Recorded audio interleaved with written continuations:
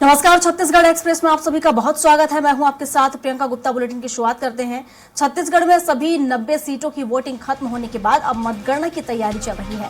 3 दिसंबर को वोटों की गिनती होने को है और जिसको लेकर राजनीतिक पार्टियों के प्रत्याशियों व उनके समर्थकों की धड़कनें तेज हो गई हैं।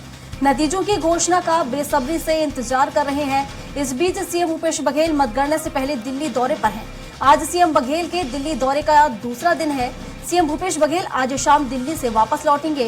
वो दिल्ली में वरिष्ठ जो नेता हैं उनसे मुलाकात करेंगे और सीएम बघेल के दिल्ली दौरे को लेकर कई तरह के कयास लगाए जा रहे हैं। बताया जा रहा है कि भूपेश बघेल दिल्ली में कांग्रेस के वरिष्ठ नेताओं से मुलाकात कर आगे की रणनीति पर चर्चा कर सकते हैं।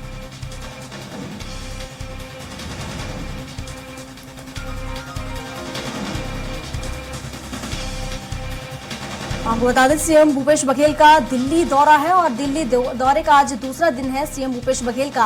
और दिल्ली में वो कांग्रेस के वरिष्ठ नेताओं से मुलाकात करेंगे। कयास ये भी लगाए जा रहे हैं कि चुनाव से जुड़ी तमाम जानकारियां वो उनको बताएंगे, उसकी जानकारी देते नजर आएंगे और दिल्ली से वापस लौटेंगे आज शाम। तो आपको बता दें कि वरिष्ठ नेताओं को विधानसभा चुनाव की जानकारी दे सकते हैं। तो काफी अहम ये जानकारी मानी जा रही है क्योंकि 3 दिसंबर को मतगणना होनी है। ठीक उससे पहले सीएम भूपेश बघेल का दिल्ली दौरा तो काफी अहम माना जा रहा है। किस तरह की चर्चाएं वहां पर होंगी, तो तमाम कयास यहां लगाए जा रहे हैं। तो काफी अहम ये बैठक होने वाली है और ये भी कयास लगाए जा रहे हैं कि वो वहां पर कांग्रेस के वरिष्ठ नेताओं से मुलाकात करेंगे और इसमें विधानसभा चुनाव की जानकारी भी उनको देंगे। इसके साथ ही कई विषयों पर यहाँ चर्चा भी कर सकते हैं।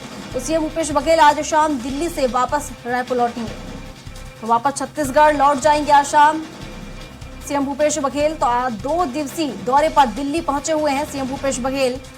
तो दिल्ली में आज उनका ये दूसरा दिन है और प्रियंका गांधी से मुलाकात करने पहुंचे हैं सीएम भूपेश बघेल। तो आपको बता दें कि वरिष्ठ नेताओं को विधानसभा चुनाव की जानकारी दे सकते हैं सीएम भूपेश बघेल।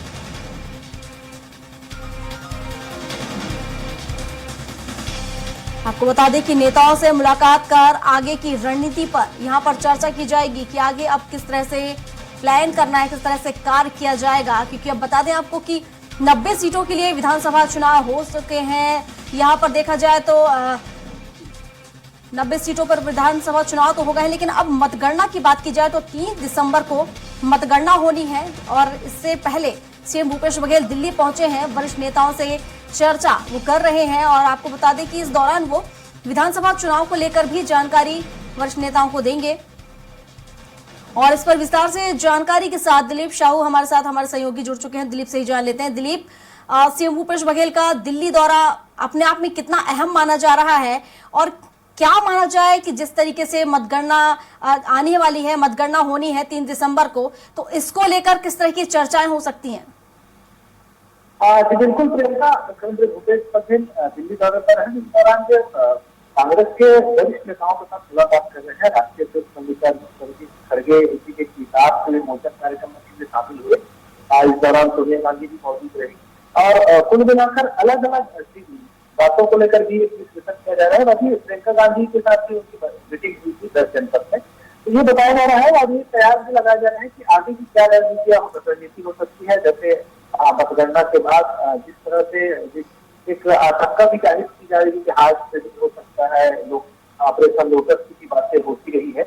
इन तमाम चीजों से निपटने की कांग्रेस की क्या तैयारी हो, किस तरह से कांग्रेस अपनी ओर से रणनीति बनाकर किस तरह से तैयारी करे, इन सभी चीजों को लेकर भी बहुत चर्चा हो सकती है। साथ ही साथ जो आला कमान है उनके साथ उसकी मेल मुलाकात जिसमें प्रमुख रूप से यहाँ जो गतिविधियां चल रही है।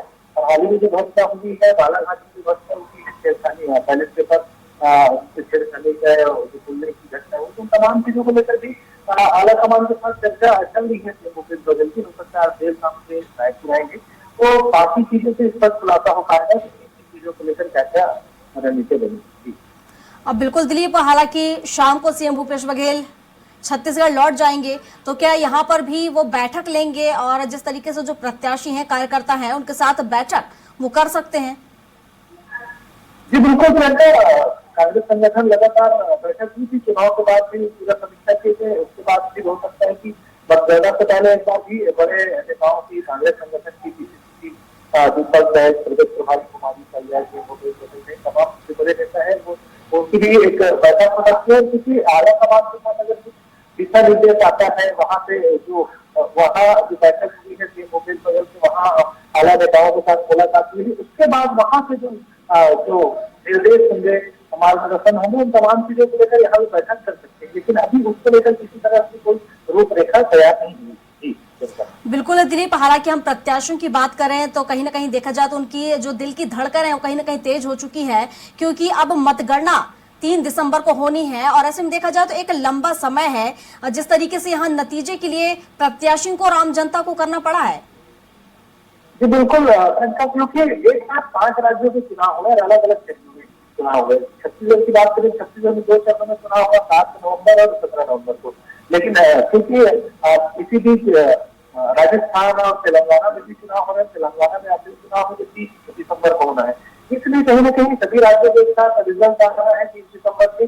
और क्योंकि छत्तीसगढ़ की बात करें, छत्तीसगढ़ के प्रथम 2 चरणों में ही चुनाव होते थे, इसलिए लंबा रिजल्ट से लंबा इंतजार करना पड़ रहा है। हालांकि तमाम जो प्रत्याशी, ज्यादातर प्रत्याशी इस दौरान रिलैक्स मूड में नजर आए। बहुत सारे लोग आउट ऑफ रायपुर रहे या आउट ऑफ स्टेट रहे, अलग अलग जगह फैमिली के साथ अलग जगह से घूमने के मूड में गए हुए हैं। लेकिन अब ज्यादातर लोग लौट आए हैं, रणनीतियां बना रहे हैं कि किस तरह से कैसा क्या होगा। और साथ ही साथ जो वोटिंग के लिए है उसके लिए भी प्रशिक्षण का दौर चल रहा है। इसके जो एजेंट हो गए, मतगणना स्थलों पर जो बैठेंगे, उन एजेंट की लगातार हर जिले में प्रशिक्षण किया जा रहा है, बारीकियों का ध्यान रखना है और किस तरह से तमाम चीजों को ध्यान रखते हुए मतगणना के दौरान सावधानियां बरतना है, इन तमाम चीजों को प्रशिक्षण दिया जा रहा है।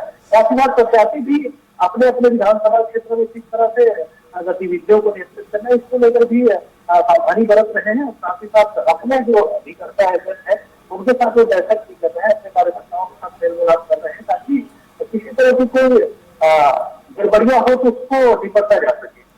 बिल्कुल दिलीप, मतगणना से पहले हम देख पा रहे हैं विधानसभा क्षेत्रों में और जिस तरीके से स्ट्रांग रूम बनाए गए हैं उसके बाहर देखा जाए तो पार्टियों का वहां पर जमावड़ा देखने को मिल रहा था कि किसी प्रकार की कोई गड़बड़ी ना हो। हालांकि रिजल्ट 3 दिसंबर को आएगा, तो इंतजार 3 दिसंबर का। शुक्रिया आपका तमाम जानकारियों के लिए।